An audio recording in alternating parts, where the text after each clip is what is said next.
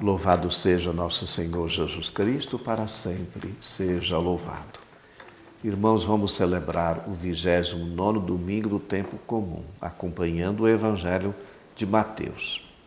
E eu vou ler, uma resposta de Jesus que marca esta passagem, quando ele diz assim: dai, pois, a César o que é de César, e a Deus o que é de Deus.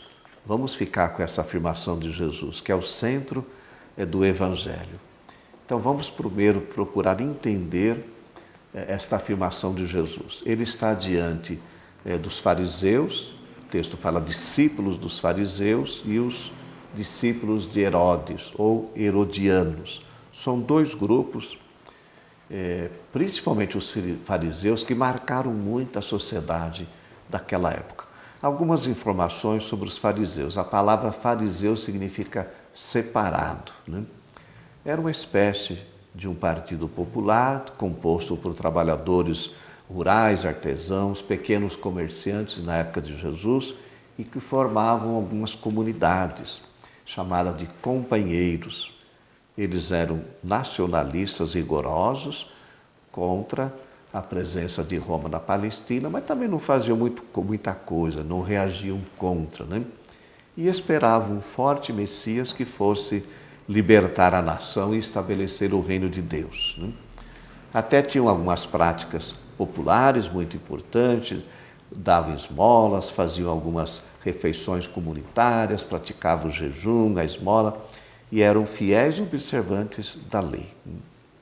Os fariseus tiveram muita controvérsia com Jesus, justamente por causa desse rigorismo, né, nessa observância da lei.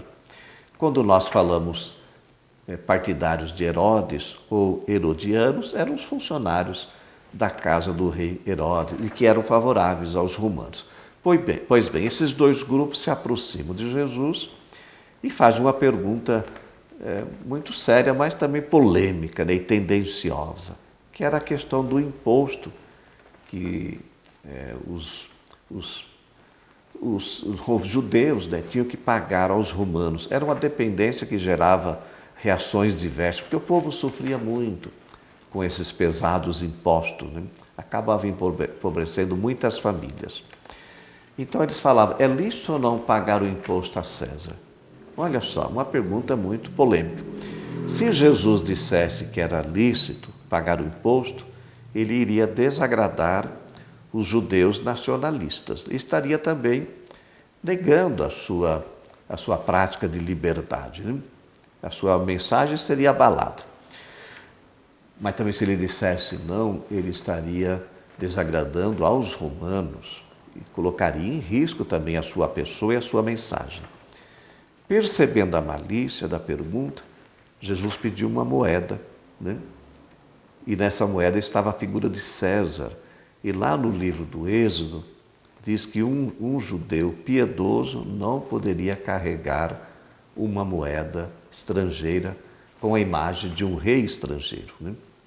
Porque a lei proibia todo tipo de imagem como sendo um ato de idolatria. Olha só a resposta de Jesus, muito inteligente. Dai a César o que é de César e a Deus o que é de Deus. O que é de César? Olha, o imposto, a dominação, né? A moeda, né? Tudo isso tem que ser devolvido para César.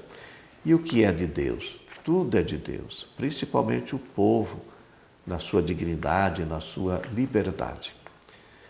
Irmãos, vamos trazer essa palavra para nós hoje. O que é de César, que está roubando o lugar de Deus na nossa vida, né? E o que é de Deus, que nós devemos sempre devolver a Ele? É a nossa vida, a nossa liberdade, a nossa paz, né? A nossa convivência fraterna, a justiça, o direito, tudo isso é de Deus e deve pertencer a Ele, principalmente as pessoas na sua dignidade. O que é de César, o que é do mundo, isso nós deixamos para o mundo, né?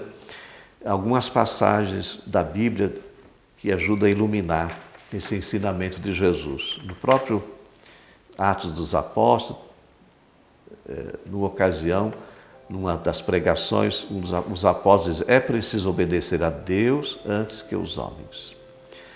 Depois Jesus diz assim: ninguém pode servir a dois senhores.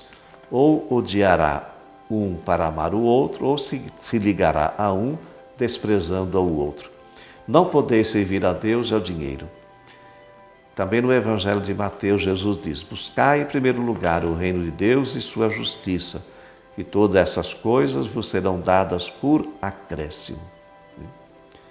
Deus, irmãos, é o absoluto em nossa vida e é a Ele que nós devemos servir e amar. E nada pode roubar, né, o lugar dele em nós, no nosso coração. Às vezes nós temos muitos apegos, né, muitas afeições desordenadas que acabam roubando o lugar de Deus em nossa vida. Isso nós devemos devolver ao mundo. E o que é de Deus deve pertencer a Ele. Que a bênção do Deus Todo-Poderoso, Ele que é Pai, Filho e Espírito Santo, desça sobre vós e permaneça para sempre. Amém.